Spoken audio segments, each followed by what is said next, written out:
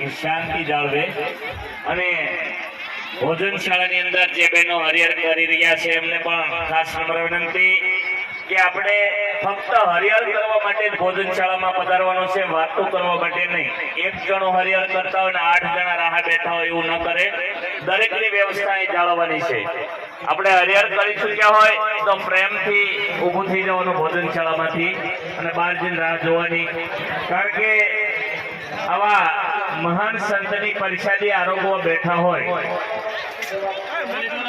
અહીંયા કંઈક ભાગશાળી જીવ હોય જે આ પરિષદે આરોગતા હોય તો દરેકને મારી વારંવાર નમ્ર વિનંતી કે આવા મહાન સંતની પરિષદે બિલકુલ એઠામાં ન જાય અને પૂરેપૂરી કાળજીપૂર્વક ભોજનશાળાની અંદર ચોખ્ખાઈ અને વ્યવસ્થા જળવાય એવા દરેક મહેમાનો અમારા સ્વયંસેવકને સાથ અને સહકાર આપે એવી દરેકને નમ્ર વિનંતી. કારણ કે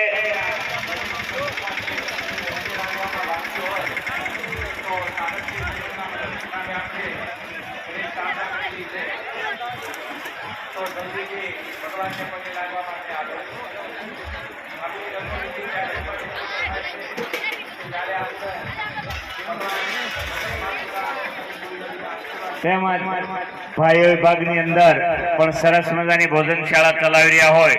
અહીંયા અમારા દરેક સ્વયંસેવક આજે ઊંડવી ગામના છે. ટોટલ જગ્યાએ બહેનો વિભાગમાં, રસોડા વિભાગમાં અને ભાઈઓ વિભાગમાં તો દરેક સ્વયંસેવકને આપણે સાથ અને સહકાર આપવો. ત્યારે જ આવા ભગીરથ કાર્ય ચાલતા હોય એવી દરેકને અમારી વારંવાર નમ્ર વિનંતી. અને બહેનો માટે પણ ખાસ સૂચના કે ટ્રાફિક ની અંદર રહેવાનું હોય ને તો દરેકે પોતપોતાના ઘરેણા દાગીનાની પૂરેપૂરી કાળજી રાખવાની છે. હા, ઘરેણા દાગીના ખોવાઈ જાય, તૂટી જાય એમના જવાબદાર આપણે જ હોય. એટલે દરેક બહેનો ખાસ કાળજી રાખો.